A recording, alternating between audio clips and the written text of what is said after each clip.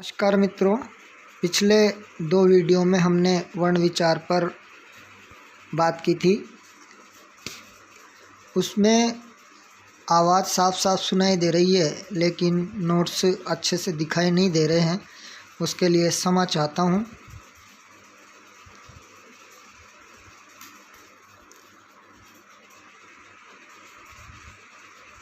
इस बार मैं पूरा ध्यान रखूँगा कि आवाज़ के साथ साथ नोट्स भी आपको अच्छे से दिखाई दे। वर्ण के बाद सामान्य हिंदी में सबसे महत्वपूर्ण दूसरा जो टॉपिक आता है वो है शब्द। शब्द की परिभाषा हम पहले भी देख चुके हैं। दो या दो से अधिक ध्वनियों या वर्णों के मेल से बनने वाली सार्थक इकाई शब्द कहलाती है। हमने पहले भी देखा है, अर्थ शब्द की आत्मा होता है। अर्थात दोस्तों, मतलब ये हुआ कि यदि वर्णों और ध्वनियों को मिलाकर हमने एक बेमेल निरर्थक इकाई बना भी ली तो उसे हम शब्द नहीं कह सकते। शब्दों को अनेक भागों में बांटा गया है।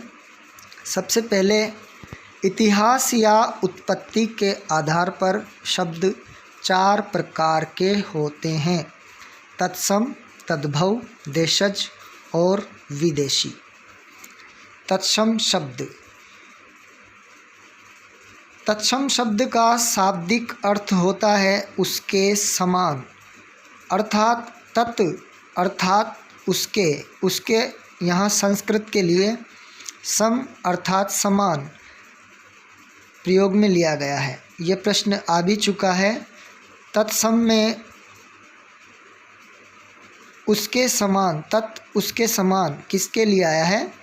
तत् यानी संस्कृत के लिए। अतः वे शब्द जो मूल रूप से संस्कृत भाषा के हैं परंतु हिंदी में यथा रूप अर्थात ज्यों के त्यों प्रयोग में लिए जाते हैं, तत्सम शब्द कहलाते हैं। जैसे कर्म, सूर्य, चंद्र, दधि, मक्षिका, मशक। पार्श्वस्थी। पार्श्वस्थी पड़ोसी का तत्सम है। पाषाण, प्रस्तर, लोमशा, लोमड़ी, यज्ञोपवीत, जनेऊ आदि। तत्सम की पहचान के लिए एक फॉर्मूला बनाया हुआ है, इसे आप ध्यान रखें। जिन शब्दों में रेफ, ऊपर का र, नीचे का र, विसर्ग श, श, त्र, ज्ञ, य, व, ण, ऋषि आदि वर्णों का प्रयोग होता है वह प्राय तत्सम होते हैं। तद्भव। वे शब्द जो मूल रूप से तो संस्कृत भाषा के हैं परंतु हिंदी में जिनका प्रयोग आंशिक परिवर्तन या विकार के साथ किया जाता है, तद्भव शब्द कहलाते हैं। तद्भव का शाब्दिक अर्थ है तत् अर्थात उससे, माने संस्कृत से जन्म लेने वाले। अतः संस्कृत से जन्म लेने वाले शब्द तद्भव कहलाते हैं। जैसे कर्म, काम, धर्म, धर्म से धर्म, सूरज, सूर्य से सूरज, चंद्र से चांद, दधी से दही, मशक से मच्छर, पार्श्वस्थी से पड़ोसी, लोमशा से लोमड़ी, प्रस्तर से पत्थर, कृष्ण से कान, यज्ञोपवीत से जनेऊ, यौवन से जोबन, यज्ञ से जग आदि।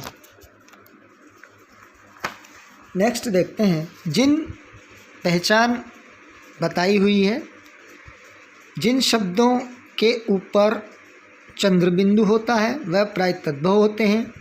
जिनमें ज, ब आदि वर्ण होते हैं वह प्राय तद्भव होते हैं। देशज शब्द। वे शब्द जिनकी उत्पत्ति या तो अज्ञात हो अथवा स्थानीय भाषाओं से हिंदी में प्रयुक्त किए जाते हैं, देशज शब्द कहलाते हैं। जैसे ठेला, उटपटांग, खटपट, पेड़, खाट, लखटकिया, टट्टू, हड़ताल, चीलगाड़ी बैलगाड़ी, फटफटी आदि। विदेशी शब्द, वे शब्द जो मूल रूप से किसी विदेशी भाषा के हैं तथा जिन्हें ध्वनि रूप में हिंदी में अपना लिया गया है। ध्वनि रूप का अर्थ यहाँ पर यह है दोस्तों कि उच्चारण ज्यों का त्यों विदेशी भाषा की तरह किया जाता है, लेकिन लिखा हिंदी में जाता है, विदेशी शब्द कहलाते हैं। जापानी कुछ उदाहरण दे रखे हैं यहाँ पर। Rickshaw, tsunami. रूसी है jar, MiG, Sputnik, rouble. French है कारतूस, पिकनिक, मादाम, मार्शल, सूप। अंग्रेजी के मैडम से मादाम बना है। तुर्की भाषा से लिए गए उर्दू, तमाशा, कुली, चमचा, चम्मच, बेगम। चीनी से चीनी, चाय, लीची। पुर्तगाली से कमीज, कुर्ता, कमरा, साबुन, बाल्टी। अंग्रेजी से स्कूटर, कार, ट्यूब, टायर, जज, engine. Curfew, police, appeal, officer, गिलास, गैस, टिकट, बोतल।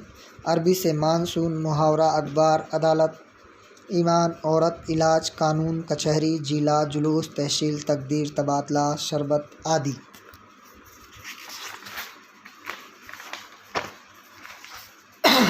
शराब, किताब आदि। डॉक्टर भोलानाथ तिवारी के अनुसार हिंदी में विदेशी भाषाओं से सर्वाधिक शब्द अरबी फारसी से लिए गए हैं। यह आपको ध्यान रखना है, बहुत महत्वपूर्ण प्रश्न है, अभी तक आया नहीं है, आ सकता है। अरबी फारसी भाषा से कुछ शब्द हैं।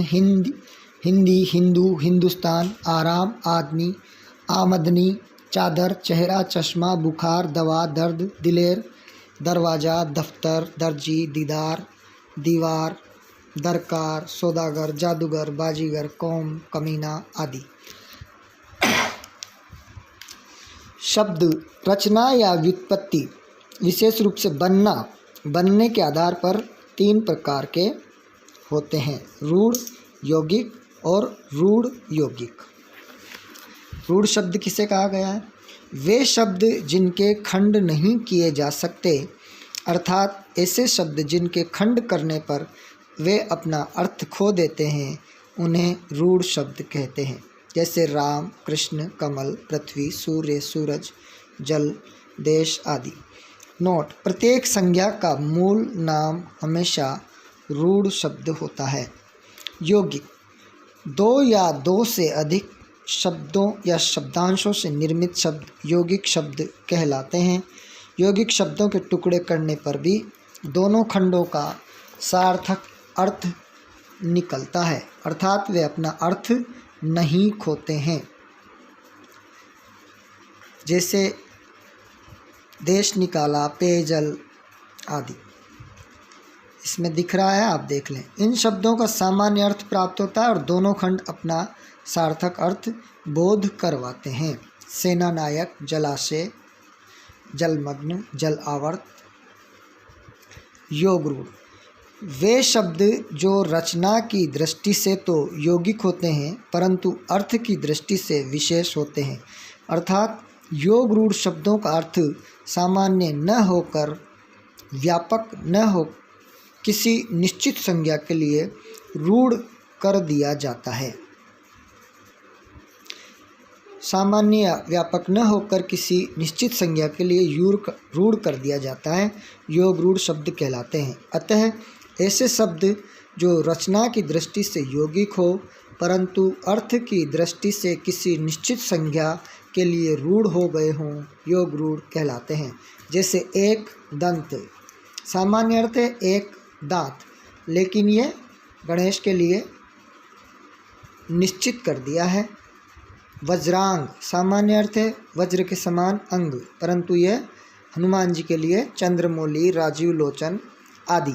बहुब्रीहि समास के समस्त उदाहरण हमेशा योगरूढ़ शब्द होते हैं। कर्मधारय समास के ऐसे पद जो बहुब्रीहि समास की तरह किसी निश्चित संज्ञा के लिए काम में लिए प्रयुक्त किए जाते हैं, वह भी योगरूढ़ होते हैं। जैसे पीताम्बर, श्वेतांबर, पंचवटी आदि।